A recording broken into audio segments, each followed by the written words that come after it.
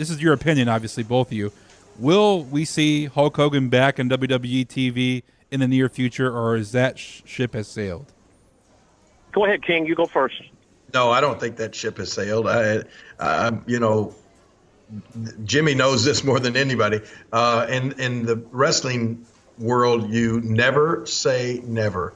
And I thought it was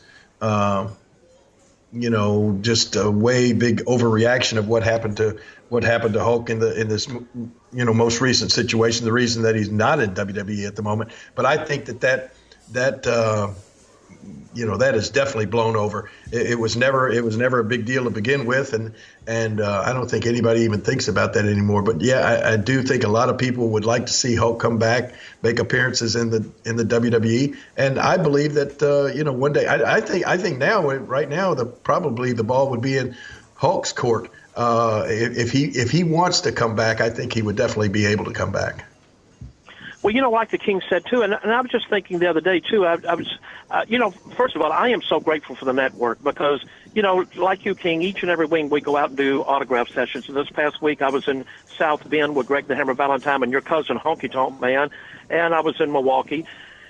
And then this next weekend I'm on the road again. I'm back in Milwaukee for a big ball game thing up there. And by the way, I'm going to be in Tupelo, Mississippi. I'm flying into Memphis on Friday. I'm going to come by your restaurant and eat where you are now. But I'm going to Tupelo to do a thing up at Fun World up there from a shameless plug real quick now from 2 to 5. And then that night I'm going to be in South Haven, Mississippi at SGWA. And then Boonville, Mississippi on Saturday night. But I have a chance to come back there. But what I was saying for the network, so many of the kids get to see us that really didn't grow up watching us back in the early days. And I have like 7 and 8-year-old kids that come in the bar up here now, just you have the hotel part of it, to take pictures and stuff because they watch the network. So I'm so grateful because of that. But going back to what we said, here's what's so cool about that is that Hulkster, still to this day, he still puts WWE over big time. He puts the network over. And I've noticed lately on a lot of the shows and everything else, they have a little bit of extra footage on Hulk that you see kind of fall in there every now and then. But the King just said it right. Never say never. Look at the feud Bret Hart had with Vince.